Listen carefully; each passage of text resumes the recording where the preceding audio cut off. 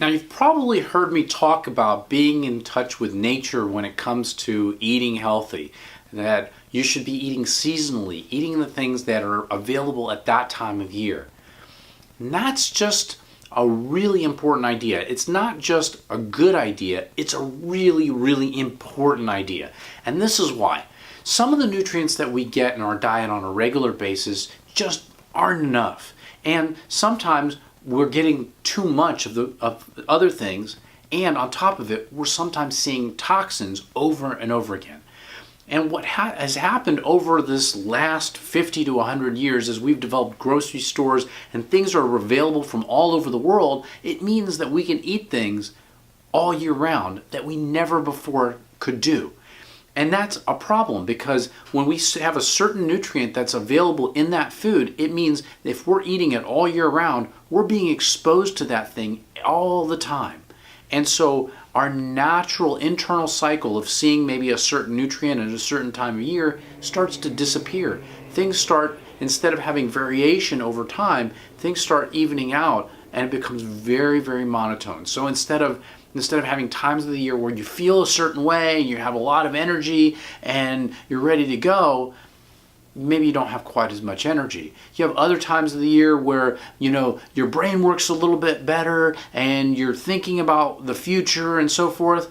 Well, things are evened out, and so you're kind of not thinking about that. You're just kind of thinking about day-to-day stuff. So rather than getting those boosts that we used to get from having certain kinds of foods at different times of the year, we're getting the same stuff over and over and over again. So let me give you a couple of examples of this. All right. So one of the groups of foods, things like tomatoes, peppers, and eggplant, all belong to the same family, the nightshade family.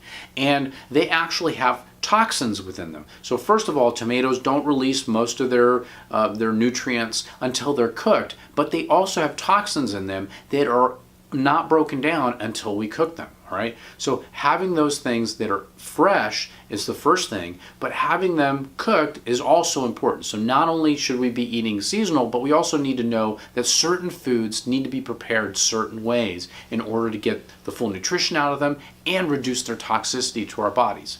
Okay. Now, some of the toxins are broken down by heat, but others of those toxins and some of the acidity in those things don't go away just by cooking. In fact, they're a little bit more concentrated when we do that. So we don't want to continue to take those foods all year round. We want to take them during the season, and maybe for a little bit after it if we've canned some of the tomatoes or made sauce or something like that. But we don't want to see it all year round, because tomatoes don't grow all year round. There's a reason for that. Okay? Now, the next one is one of the groups of vegetables that a lot of people have taken to as a simple alternative, and because we know that these are healthy, so everybody has jumped on board the cruciferous vegetables. We're talking about things like cauliflower, we're talking about things like kale and broccoli and turnips. All of these came from the same plant, and these are all part of the cruciferous vegetable family, and they've gotten a lot of press about how healthy they are, what things they add, the nutrients they contain, the fact that they actually are estrogen absorbers, so that it reduces the estrogens in the body and can help you lose weight and gain muscle. And these are all fantastic, wonderful things, but these vegetables are not supposed to be eaten all year round. They have seasons. Okay, now, why is this important? Okay, if these are so healthy, if they have so many health benefits, what's the big deal? Well, the drawback to cruciferous vegetables is that they're goitrogenic. What the heck does that mean? It means they can cause goiter, which is an enlargement of the thyroid gland, usually associated with poor functioning of the thyroid gland. The thyroid can't make thyroid hormone.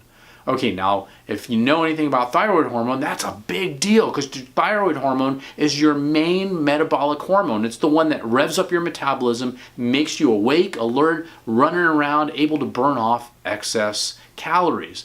And when you don't have enough thyroid hormone, you tend to gain weight and have a bigger appetite, all right? So that's a problem, obviously. All right, so we don't want to be taking these things all the time, because it may be sabotaging us and adding extra weight and making us feel more tired if we're eating these foods all year round.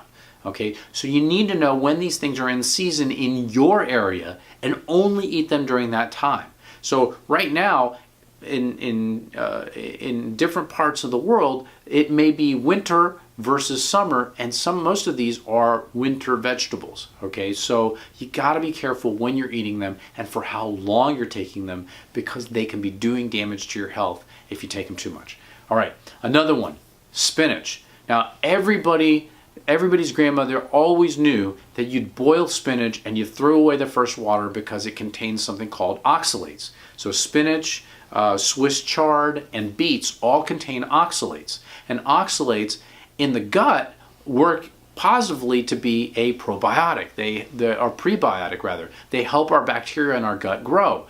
Unfortunately, if you can't handle it, if you don't have enough water on board, or you have too much of these oxalates, they can cause kidney stones. Okay, so we don't want to be taking them all the time. How many of you have got mixed greens at home that you've gotten from the grocery store in one of those big bags or one of those boxes of the triple washed salad, and it's got Swiss chard in it, or it's got baby spinach in it, and you've been eating it for weeks at a time, right? And maybe you have had a kidney stone in the past, but you got to be careful because you're going to be at risk if you're not drinking enough water and if you're eating them raw on a regular basis. All right, fourth thing, red meat, oysters, and white beans. What do these have in common? Iron, okay? Now, for a lot of ladies, you may be on an iron supplement because of periods. Most guys don't need a whole bunch of extra iron because we preserve it pretty well in our body, and there's risks with elevated iron in our body. It can actually damage your health and put you at higher risk for heart disease and other conditions. Okay, so we don't want too much iron in our diet. And if we're eating those foods over and over and over again, okay, beans are healthy, so I'm going to eat these white beans over and over and over again. Oh, I love oysters. Oysters are healthy and they've got omega-3s, so I'm going to eat oysters over and over and over again. Oh, I love steak, so I'm going to eat steak over and over and over again. Well, all of those put you at risk for exposure to that excess iron. So you got to be careful not to take it. So not only do we not want to see things all the time, we don't want to be eating the same foods all the time, but if we just stick to seasonality, when those things are in season, including the meats, when those things are normally, naturally in season, when we would have traditionally eaten it, hunted it, caught it, whatever, then we're more likely to have a more natural cycle in our body, reduce the impact of excess nutrients, reduce the impact of not enough nutrients, and reduce the impact of too many toxins in our diet. Hope that helped. Please like and share this video, and check out our site, silenceyourfatgene.com, for more tips like this from my new book, Silence Your Fat Gene.